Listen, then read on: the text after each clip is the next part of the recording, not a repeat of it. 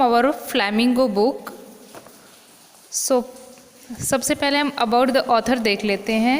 William Douglas इसका नाम है, William Douglas. 1898 to 1980 was born in Minnesota. After graduating with a Bachelor of Arts in English and Economics, he spent 2 years teaching high school in Yakima. उन्होंने अपना graduation complete करने के बाद उन्होंने high school यकीमा में भी पढ़ाया। ये कहाँ पे है? यूएस में। However, he got tired of his this and decided to pursue a legal career. और उसने ये पढ़ाने के बाद उसने सोचा कि मेरा कोई कैरियर है ये लीगल होना चाहिए। He met Franklin D. Roosevelt and Yale and became an advisor and friend to the president.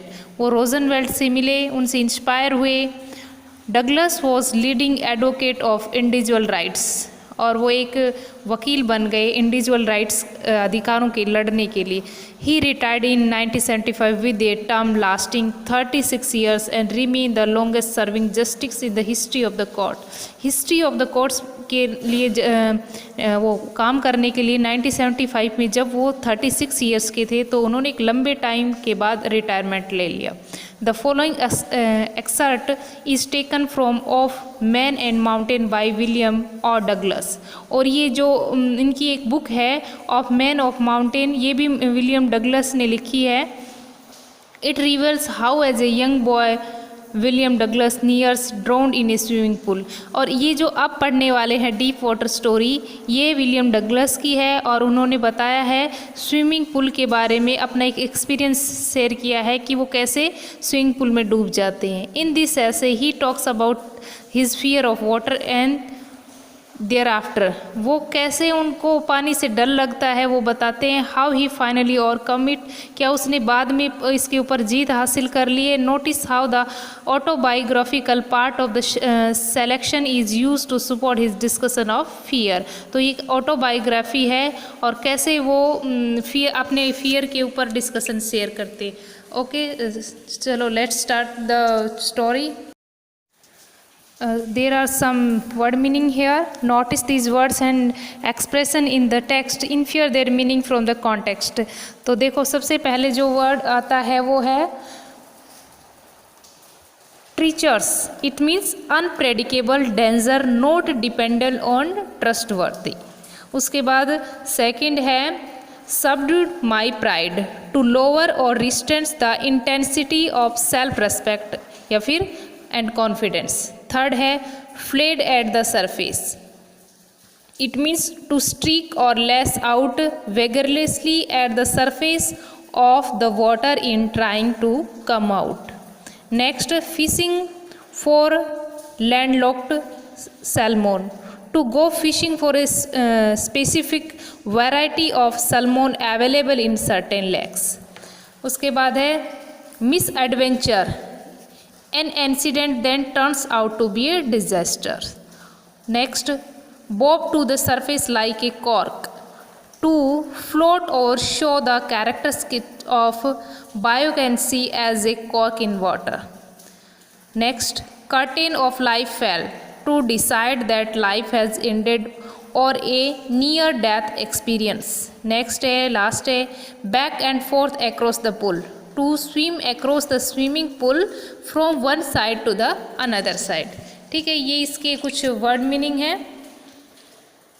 इसके बाद हम स्टोरी स्टार्ट करते हैं। It had happened when I was 10 or 11 years old। ये जब की बात है जब मैं 10 या 11 साल का था, तब ऐसा कुछ हैपन होता है, घटित होता है। I had decide to learn to swim, मैंने डिसाइड कर लिया कि मैं स्विमिंग सीखूँगा। There was a pool at the YMCA in Yakima that offered exactly the opportunity।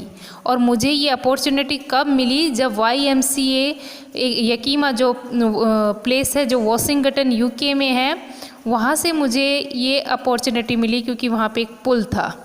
The यकीमा reverse was ट्रीचर्स, ट्रीचर्स मतलब हमने पढ़ा था डेंजर्स। ठीक है, वो रिवर डेंजरसफुल थी। Mother continuously warned against it and kept fresh in mind the details of its drowning in the river. मेरी mother है वो मुझे बार बार इस बात के लिए वार्न करती रहती, चेतावनी देती और डिटेल में बताती जो लोग रिवर में डूब गए थे. But the YMCA pool was safe, परंतु YMCA पुल बहुत सेफ था. It was only 2 or 3 feet deep at the shallow end. वो सिर्फ कितना गहरा था, 2 or 3 feet डीप ही गहरा था. कहाँ से? शैलो एंड इसको बोलते जो उसका ऊपरी भाग होता है. मतलब होता है ना काफ़ी बार रिवर में एक तरफ ज़्यादा ढलान होता है, एक तरफ नीचे जाते हैं तो ज़्यादा उसकी जो ढाल होती है वो ज़्यादा बढ़ती जाती.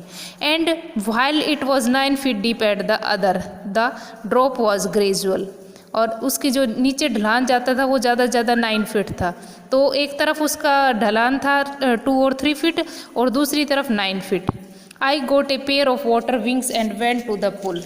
मैंने क्या किया, जो विंग्स ले लिए जो पानी में डूबने से बचाते हैं और पुल में उतर गया.